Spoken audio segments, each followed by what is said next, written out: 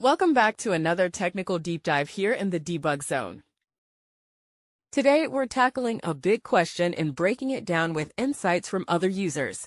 Hopefully, this clears up some misconceptions and helps you get the answer you need. So buckle up, stay a little curious, and let's jump right in.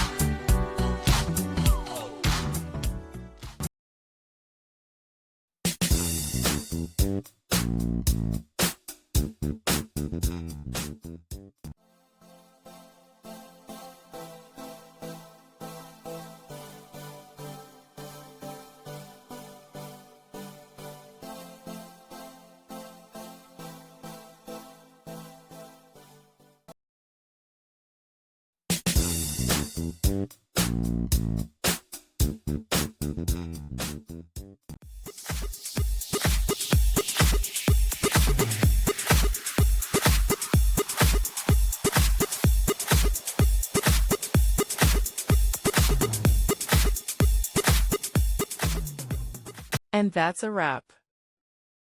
I hope you found the answer you were looking for. If you did, take a second to hit that subscribe button. It really helps out. And let me know in the comments which solution worked best for you. See you next time in the Debug Zone.